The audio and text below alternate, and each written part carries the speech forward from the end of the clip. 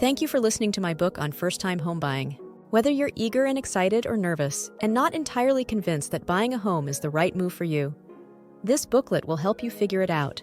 Buying a home can be exciting, scary, and stressful for anyone, but especially if you're going from renting or living with family to buying a home. I'd rather it be more exciting than scary or stressful for you. It really doesn't have to be scary or stressful, but it is for people who don't know what to expect.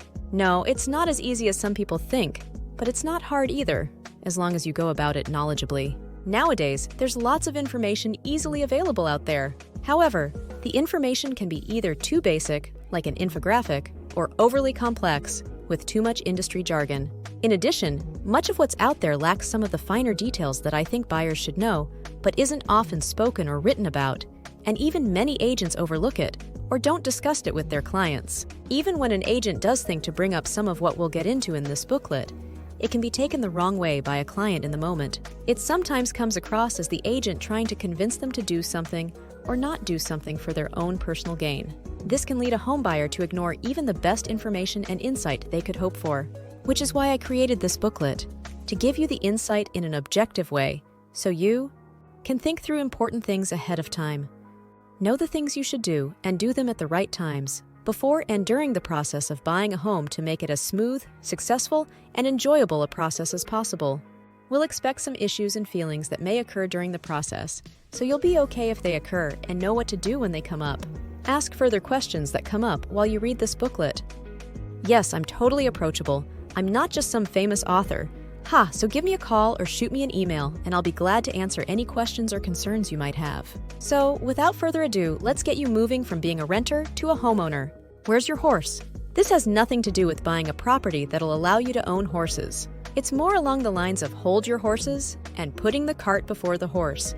Many buyers, even ones who've bought houses before, start looking for a house online, going to open houses, calling agents when they see for sale signs on the lawn, and even scouring newspapers. Yes, some people still look in those to find houses.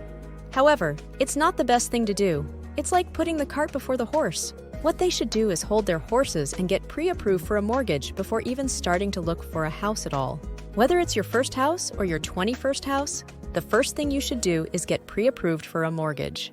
Unless, of course, you have cash, and if that's the case, then you know exactly how much you can spend and can give yourself the permission to spend it.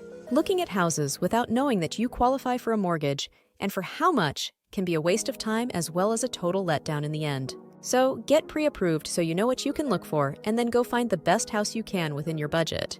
Besides, when you do find a house you'd like to make an offer on, the listing agent and owner will want to see that you are pre-approved for as much as you are offering. Not having one to present to the seller wastes valuable time in a competitive market. It can also make you look unprepared, which can affect whether they feel comfortable accepting your offer.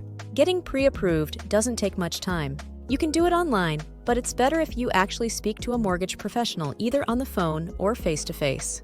You'll need to provide them with information about your employment, assets, and debts. So before you contact one, make sure you have a decent grasp on those things.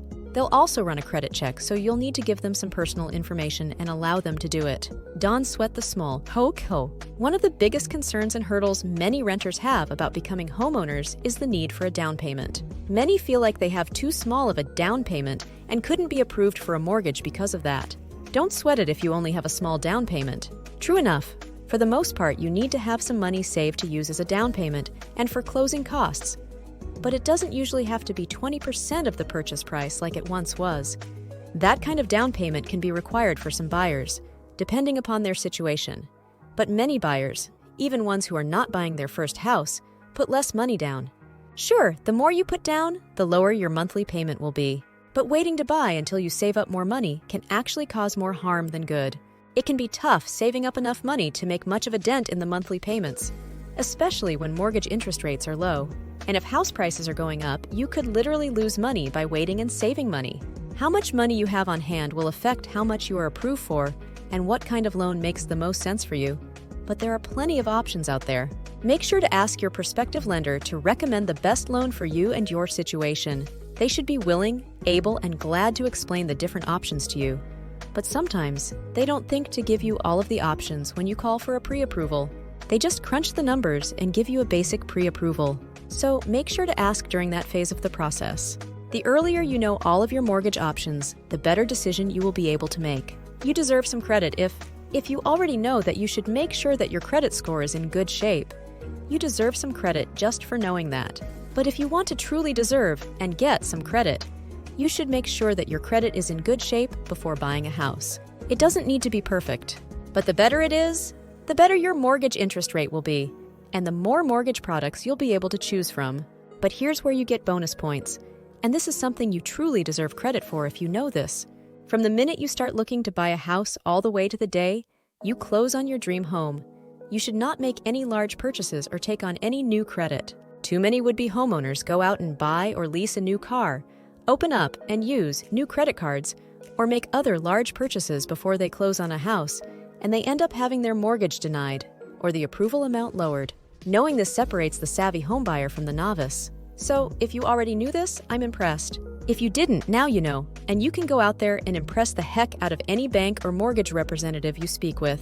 This is something that every mortgage advisor should be bringing up with a potential home buyer, and every agent should be reminding buyers about. However, many forget to bring it up. They figure someone must have told them not to do this at some point, so it gets lost in the shuffle. Even when a buyer is told, they often forget or ignore it. But you won't. You know it. You won't forget. You're savvy. Are you gifted? Gifts are great to get on your birthday or the holidays, but they're even better when you get them to buy a house. It's pretty common for people to get some money gifted to them by mom, dad, grandma, grandpa, or even loaded Uncle Lou. He just goes by Loaded Lou to his buddies, but that's uncle to you, especially if he's giving you some money. Anyhow, that's awesome if you get money from family or even friends to help you buy a house. However, you need to make sure you bring that up with your mortgage advisor up front. Just because you were either promised the money or were already given it, and it's sitting in your bank account doesn't mean the lender will be okay with it. They'll probably be fine with it. Like I said, it's common, but you need to let them know ahead of time. You'll also need to document where the money came from. A lot of times they want the money to be seasoned, which basically boils down to being in your possession for a certain period of time. They'll also want something in writing from whomever gave you the money, stating it's a gift, not a loan.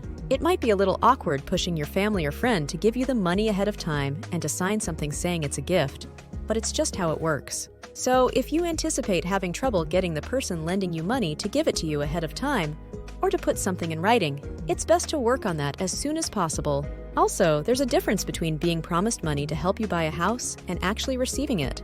There have certainly been some upset buyers who were promised money, and it never panned out. So it's better to make sure you have any gifted money all tied up with a pretty bow in your bank account before you truly start banking on it. Go on to part 2 to keep learning.